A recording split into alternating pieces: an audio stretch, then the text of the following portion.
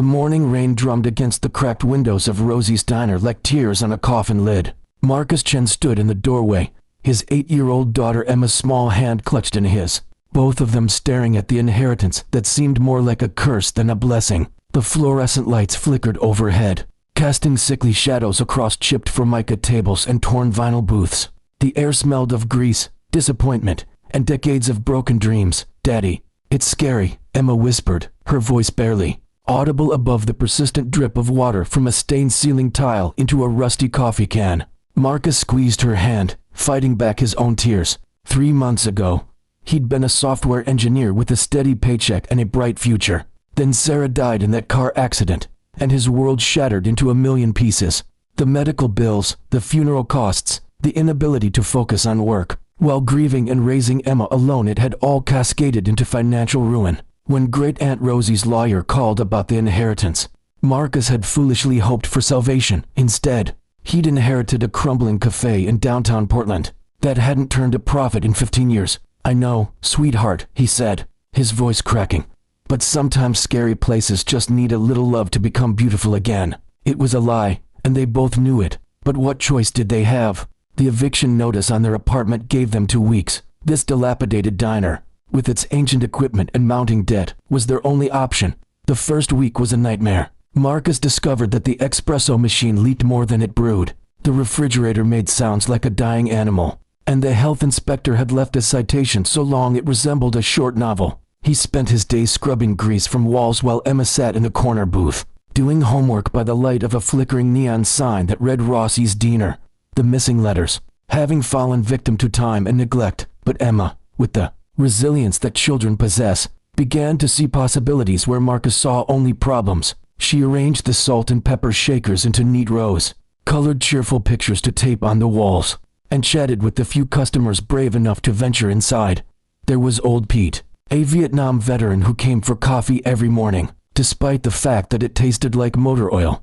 Mrs. Patterson, the lonely widow who ordered the same wilted salad for lunch every Tuesday. And Danny, the homeless teenager who lingered outside until Marcus finally invited him in for free soup. "You know what this place needs," Emma announced one evening as they sat sharing a can of beans for dinner. "A treasure hunt." Marcus looked up from the stack of unpaid bills that seemed to multiply like rabbits. "A treasure hunt? Great Aunt Rosie was really old, right? Old people always hide things. Maybe she left us something good."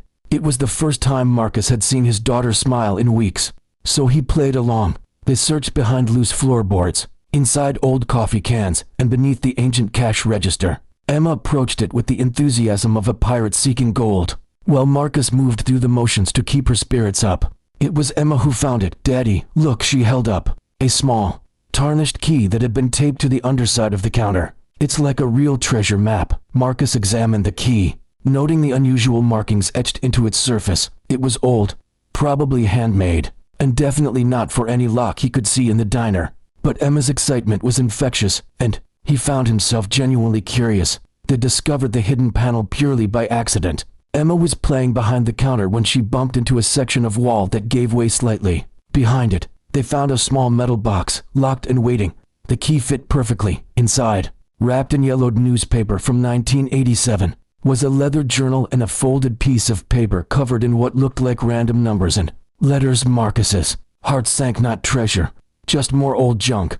But Emma was already flipping through the journal, her eyes wide with wonder. "Daddy, listen to this," she read aloud in her careful 8-year-old voice. "My dear family, if you are reading this, then you have found your way to the heart of our story. The diner was never just about coffee and pie. It was about connection, about being a safe harbor for souls in need. The numbers below are not just numbers. They are the key to continuing this legacy." Marcus took the journal, reading his great-aunt's shaky handwriting. The entries spanned decades, documenting small acts of kindness, free meals for struggling families, a listening ear for the broken-hearted, a warm place to stay for those with nowhere else to go. Rosie had kept detailed records of every person she'd helped, every life she'd touched. And then, on the last page, she'd written, "The real treasure was never money, it was the love we shared. But love sometimes needs practical help to flourish. The code will show you the way." The code looked like gibberish to Marcus, but something nagged at him. The numbers seemed familiar, ranged in a pattern that tickled his programmer's brain. He spent the next 2 days obsessing over it, trying different combinations and interpretations. It was 3 a.m. when it finally clicked. The numbers weren't random, they were coordinates. GPS coordinates, to be exact. With trembling hands, Marcus entered them into his phone's map application. The location was less than 2 miles away, in Pioneer Courthouse Square. Marcus couldn't sleep for the rest of the night, his mind racing with possibilities and fears. What if it was nothing? What if it was something that would only make their situation worse? The next morning, he left Emma with Mrs. Patterson and walked to the square. The coordinates led him to a specific bench, one that thousands of people passed every day without a second glance.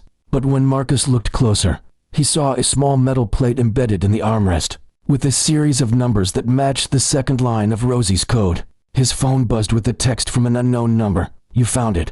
Continue to the library. 3rd floor. Section 943.7. Marcus's hands shook as he read the message.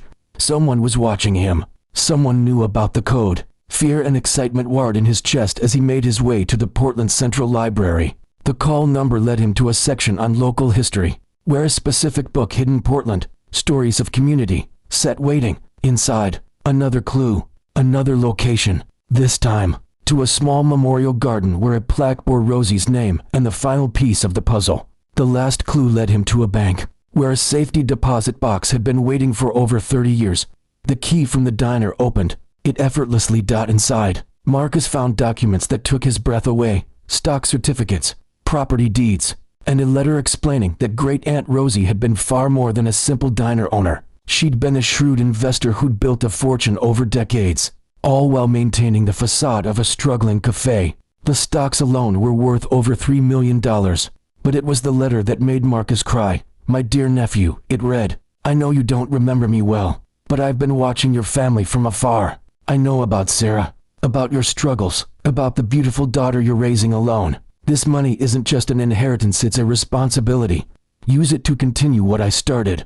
The diner was never about profit. It was about providing a place where people could find hope, connection, and kindness. The treasure hunt was my way of ensuring that whoever inherited this burden would understand its true value. Marcus stumbled back to the diner in a daze, his mind reeling. $3 million, enough to fix everything, to give Emma the life she deserved, to start over anywhere they wanted. But as he pushed open the door, he saw Emma sitting with old Pete, carefully helping him with a crossword puzzle. Mrs. Patterson was at her usual table, but today she was smiling, engaged in animated conversation with Danny about a book they'd both read. The broken-down diner had become exactly what Rosie had intended, a place where lonely people found connection. "Daddy," Emma ran to him, her face bright with excitement. "Guess what?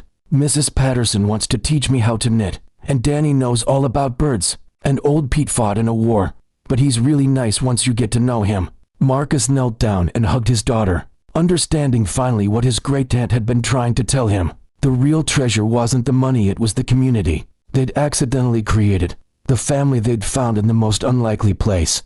Over the following months, Marcus used Rosie's inheritance not to escape the diner, but to transform it. He hired contractors to fix the leaks and update the equipment, but he was careful to preserve the character that made it special. He created a program to provide free meals for those in need, established a small library in the corner where people could share books, and set up a bulletin board where neighbors could offer help or ask for it. The diner became more than a restaurant, it became a community center, a place where single parents found support, where elderly people escaped loneliness, where struggling families found both food and hope.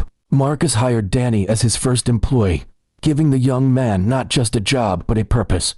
Mrs. Patterson became the unofficial grandmother to every child who entered, teaching them crafts and stories from her long life. Emma flourished in this environment, her natural compassion nurtured by daily exposure to kindness and action. She started a Kids Helping Kids program, where children from the neighborhood would come to do homework together and support each other through difficult